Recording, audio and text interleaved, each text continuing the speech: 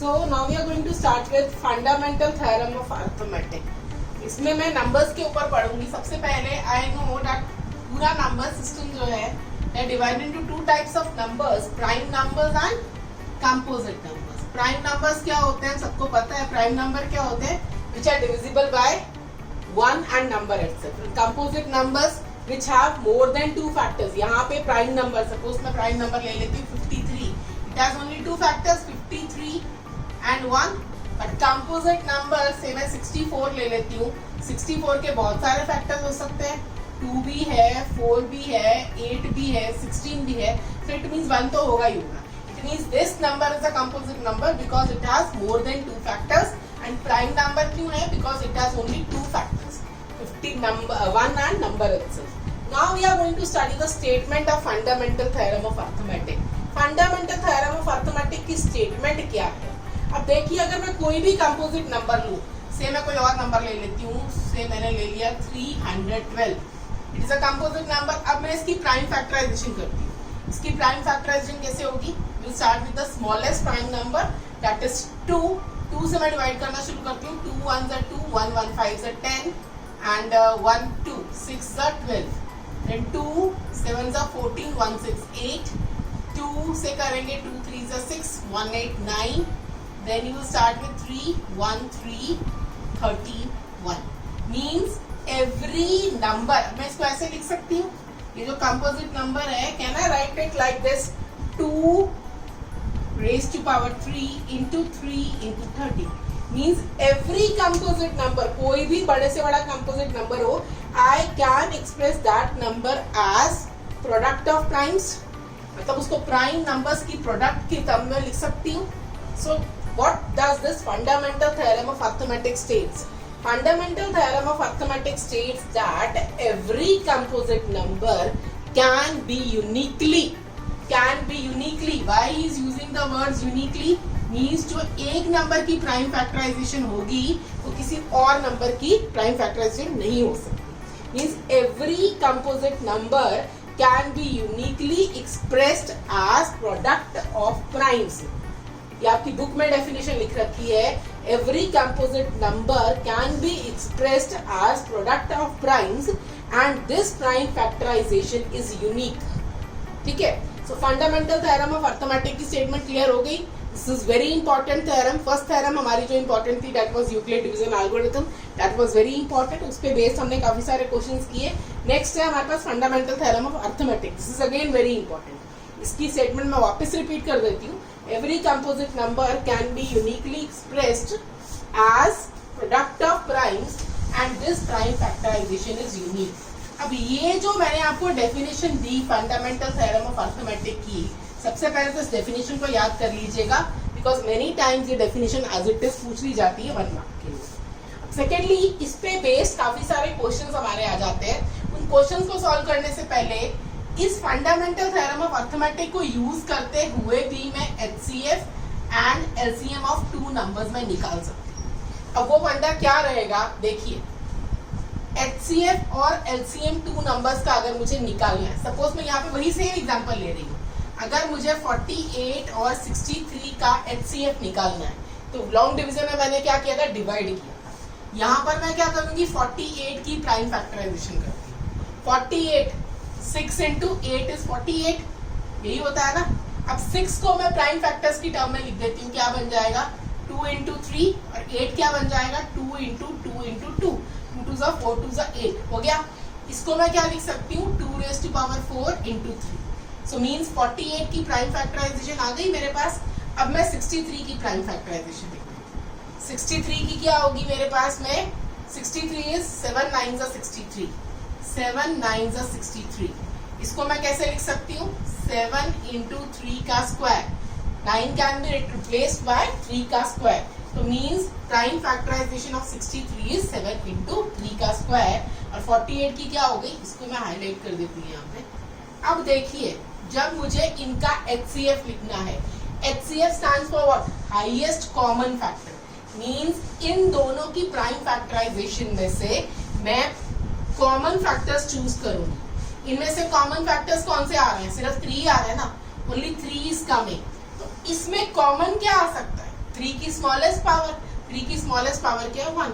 So HCF of these two numbers will be given by 3. हमने last में निकाला था, वहां पे भी हमारा 3 आया था. तो मैच हो गया.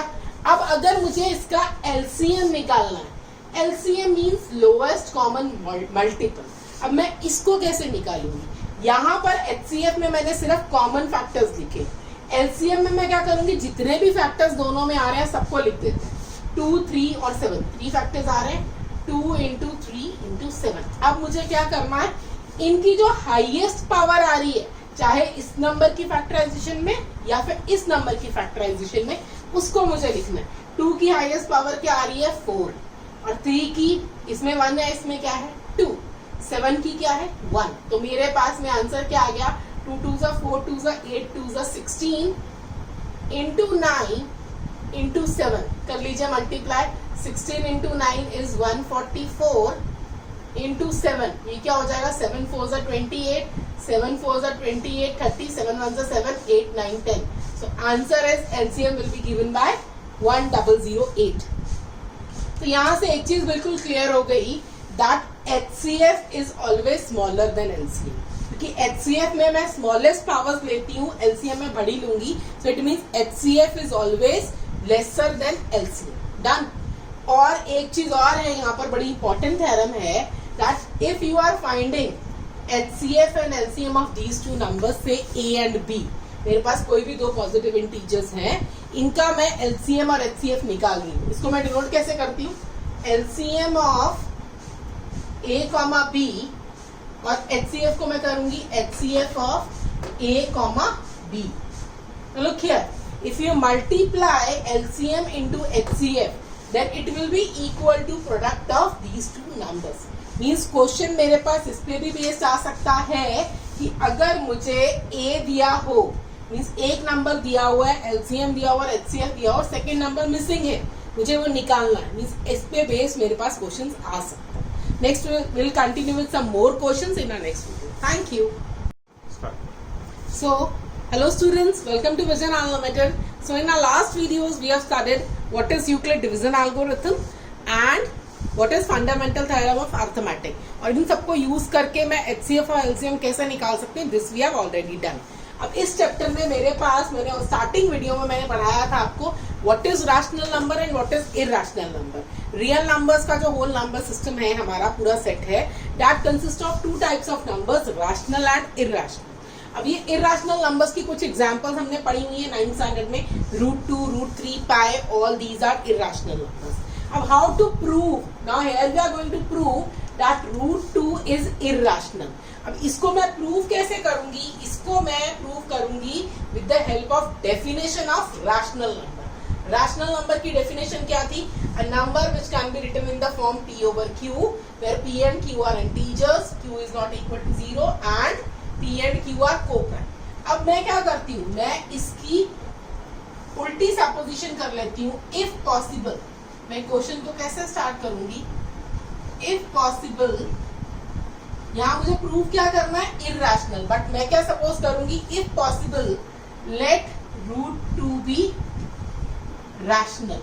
अगर मैं इसको रैशनल सपोज कर लेती हूँ, तो रैशनल नंबर की डेफिनेशन क्या है, √2 can be written in the form P over Q, where ये all conditions are must to right, where P and Q are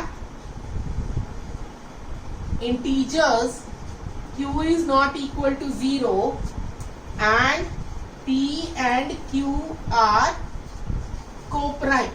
3 conditions हो गई हमारे पास, they are co-prime, they are integers and Q is not equal to 0. यहाँ पे मैंने क्या suppose कर लिया, √2 is equal to P over Q. अब आप देखिए, अब मैं क्या करूंगी, squaring both sides. Squaring both side से मुझे क्या मिलेगा, 2 रूट और स्क्वायर कैंसल आउट हो जाएगा. 2 is equal to P square over Q square आ गया मेरे पास.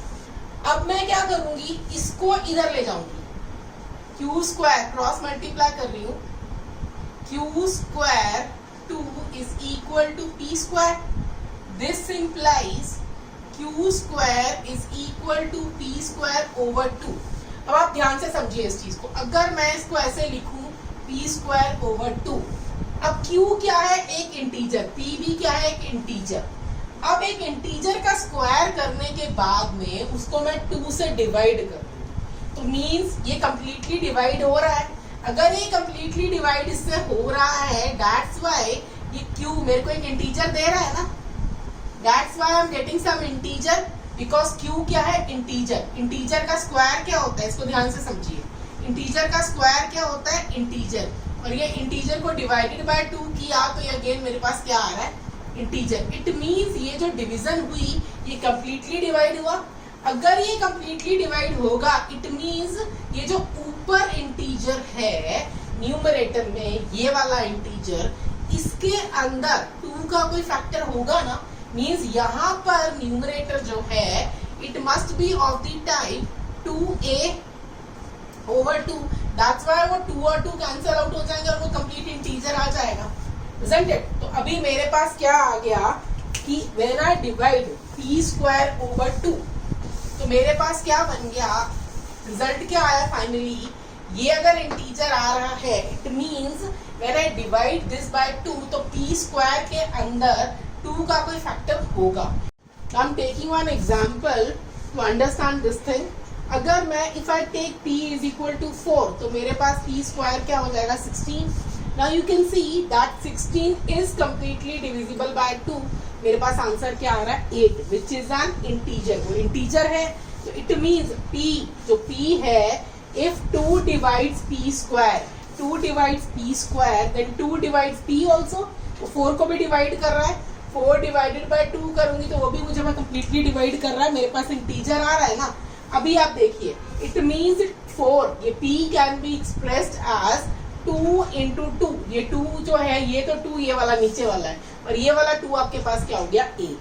यहाँ पे मैंने वही चीज की, इफ 2 डिवाइड्स p स्क्वायर, 16 को डिवाइड कर रहा है, 2 divides p, this means p can be written as p is equal to 2a where a is some integer। इसको मैं इसी इक्वेशन में वापस लगा देती हूँ। ये जो नंबर 1 है, इस इक्वेशन को मैं ले लेती हूँ नंबर 1, इस p को पुटिंग इन 1, इसको मैं इसमें पुट करती हूँ। लेट्स सी मेरे पास क्या बनता है। q स्क्वायर को तो मुझे चेंज नहीं करना, p स्क्वायर को मुझे चेंज करना है। p स्क्वायर की जगह मुझे क्या लगाना है, 2a। तो वो क्या आ जाएगा, 4a स्क्वायर ओवर 2। तो ये मेरे पास 2 ऊपर चला गया, डन। अब मेरे पास क्या हो गया, a square is equal to q square over 2। अभी जो कहानी मैंने p स्क्वायर के लिए की वही सेम स्टोरी मैं रिपीट करूंगी q स्क्वायर के लिए। This means 2 divides q square, this implies 2 divides q। अब देखिए 2 divides q भी है and 2 divides p भी है। If same number is dividing both the numbers means p और q का common factor क्या हो गया, 2। But we have supposed that p and q are co-prime। हमने co-prime suppose किया था। co-prime means they don't have any common factor। But here ultimately we have led to the result that p and q are not co-prime, they have common factor, that is 2। It means इसके आगे हम क्या लिखेंगे, it leads to contradiction, our supposition is wrong, so root 2 is not rational, therefore root 2 is irrational। Done.